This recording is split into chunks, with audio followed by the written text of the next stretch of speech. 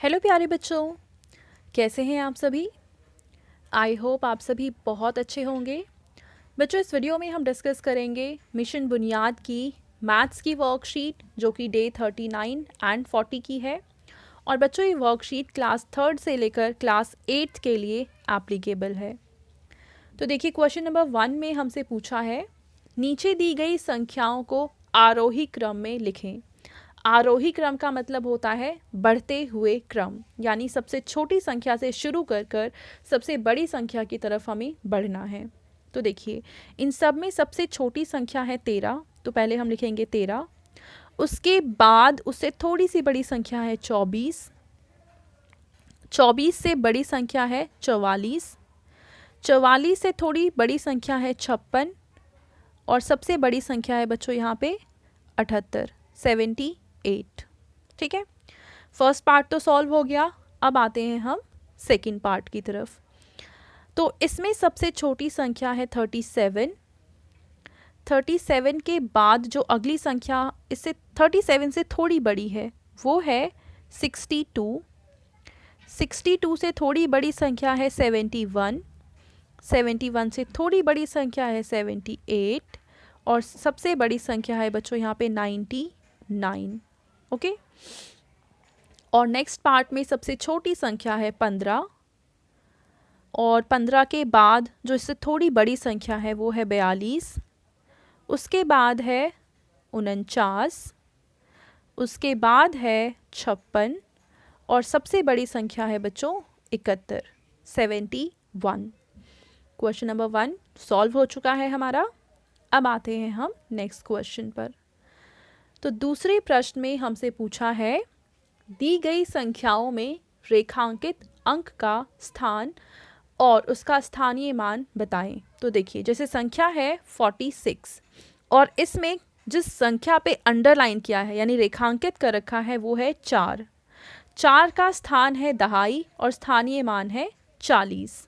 अब यहाँ पे 8 पे किया हुआ है, तो 8 का जो स्थानीय मान है वो है इकाई। ठीक है, वो आ जाएगा इकाई। और संख्या 8 ही रहेगी क्योंकि इकाई के स्थान पे कुछ बदलता नहीं है। 74 में भी हम लिखेंगे 4 का जो स्थानीय मान है वो है इकाई और स्थान है इकाई और स्थानीय मान है 4। 35 में क्योंकि 3 पे अंडरलाइन किया हुआ है तो अब हम लिखेंगे इसका स्थान है दहाई और स्थानीय मान है, देखो 3 के बाद एक संख्या लगी हुई है तो हम एक 0 लगा देंगे। ठीक है, अगला है 82, तो इसमें 8 पे अंडरलाइन किया हुआ है तो इसका मतलब है इसका स्थान है दहाई। ठीक है, और अगर हम इसका स्थानीय मान बोलें तो 8 के बाद क्योंकि एक संख्या है तो संख्या को हटा के हमें 0 लगाना होता है, यानी स्थानीय मान आ गया 80। ठीक है, क्वेश्चन नंबर 2 सॉल्व। चलिए अगला देखते हैं। तीसरे प्रश्न में हमें कह रखा है कि चिन्हों को ध्यान में रखते हुए इन प्रश्नों को हमें हल करना है। तो देखिए, 6 में हम ऐसी कौन सी संख्या को जोड़ें कि आंसर 6 ही रहे, तो वो 0 होगा। और 3 में कौन सी संख्या को हम जोड़ें कि वो 5 बन जाए, तो वो संख्या है 2, यानी इस बॉक्स में जो संख्या आएगी वो है 20। 2 में हम कौन सी संख्या को जोड़ें कि आंसर 8 आ जाए, तो वो है बच्चों 6। 2 में कौन सी संख्या को हम जोड़ें कि आंसर 6 आ जाए, तो वो संख्या है 4, यानी बॉक्स में जो संख्या आएगी वो है 46। अगला प्रश्न है कि 8 में ऐसी कौन सी संख्या को हम घटाएं कि आंसर 0 आ जाए। तो अगर हम 8 में से 8 को ही घटाएंगे तो आंसर 0 आ जाएगा। और 5 में से अगर हम 3 घटा देते हैं तो आंसर 2 आ जाएगा, यानी बॉक्स में जो संख्या आएगी वो है 38, 38। ठीक है, अब 4 में से हमें एक ऐसी संख्या को घटाना है जिससे कि हमारा उत्तर आ जाए 1। तो अगर हम 4 में से 3 घटाते हैं तो 1 उत्तर आ जाएगा। और अगर 4 में से हम 2 घटाते हैं तो 2 उत्तर आ जाएगा, यानी बॉक्स में आने वाली संख्या है 23, यानी कि 23। ठीक है, तो तीसरा प्रश्न सॉल्व हो गया। अब देखिए, जो चौथा प्रश्न है सेम ऐसा प्रश्न हमने पिछली वाली वर्कशीट में भी सॉल्व किया था। पहले हमें इन संख्याओं का बताना है कि कौन सी संख्या को घटा करने पे ये उत्तर आएगा, फिर हमें जमा बताना है, फिर गुणा और फिर भाग बताना है। ठीक है, तो चलिए सबसे पहले हम घटा वाला देखते हैं। 64 में हम क्या लिख सकते हैं, 70 घटा में 6। उसके बाद हमें जमा वाला संख्या लेना है, तो हम लिख सकते हैं 60 जमा में 4, या फिर हम ये भी लिख सकते हैं 54 प्लस 10। ठीक है, तो जमा वाले तो हो गए दोनों। इसके बाद हमें गुणा देखना है, तो अगर हम 8 को 8 से गुणा करते हैं तो आंसर आ जाएगा 64। ठीक है, अब हमें भाग देखना है, तो भाग में हम क्या लिख सकते हैं, 192, और 192 में अगर हम 3 से भाग करते हैं तो आंसर आ जाएगा 64। ठीक है, तो इस तरीके से 64 वाला तो सॉल्व हो गया। अब हमें 84 वाला सॉल्व करना है, तो सबसे पहले हमें घटा करना है। तो कौन सी संख्या को किस में से घटाएं कि आंसर 84 आ जाए, तो सिंपल आप इसका आंसर लिखेंगे, अगर आप 90 में से 6 को घटाते हैं तो आंसर आ जाएगा 84। अब हमें जमा का नंबर लिखना है, तो हम क्या कर सकते हैं, 80 जमा में 4, या इसके अलावा और हम क्या कर सकते हैं, तो हम ये लिख सकते हैं 75 प्लस में 9। ठीक है, अब 84 को अगर हम लिखना चाहते हैं गुणा के रूप में, तो हम क्या लिख सकते हैं, 12 इंटू में 7 लिख सकते हैं।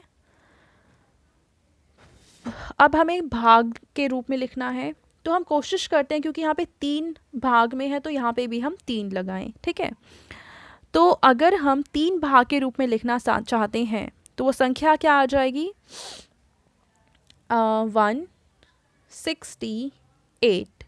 अगर इसको हम भाग करते हैं 3 से, नहीं, थोड़ा सा मिस्टेक है यहाँ पे, ये आंसर आ जाएगा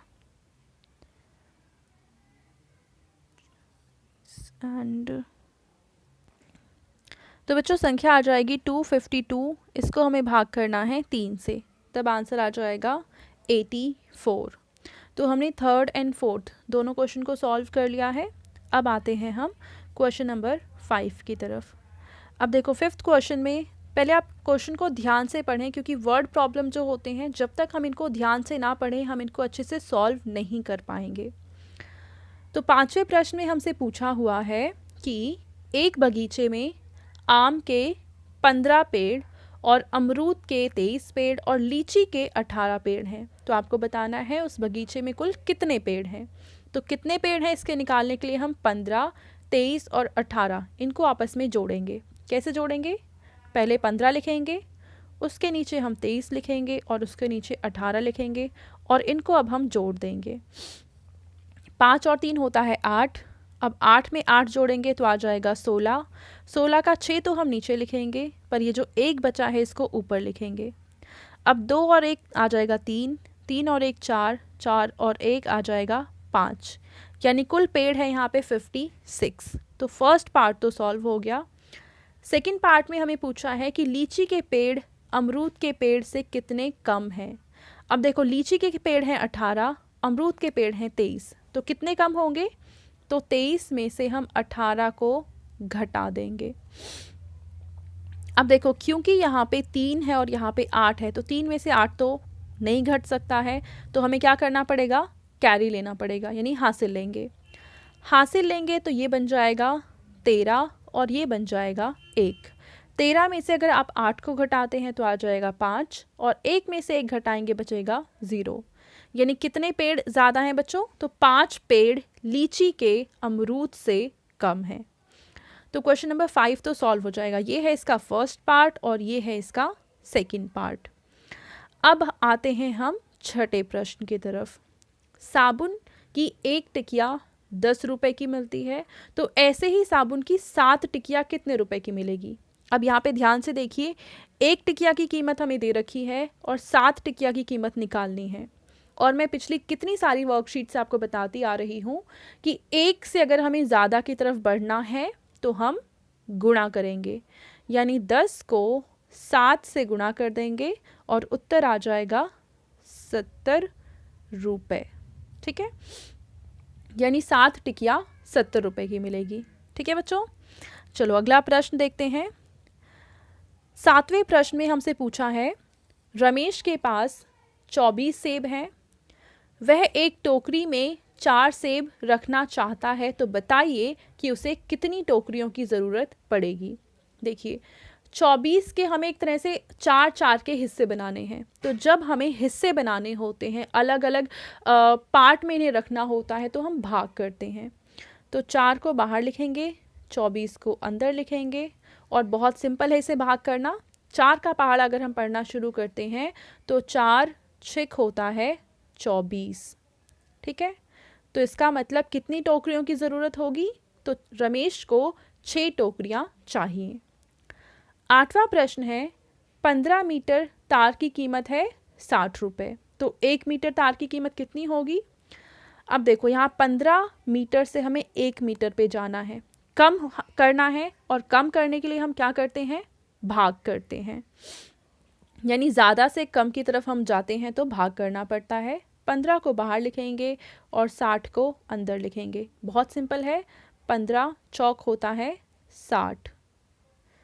इसका मतलब 1 मीटर तार की कीमत आ जाएगी बच्चों 4 रुपये।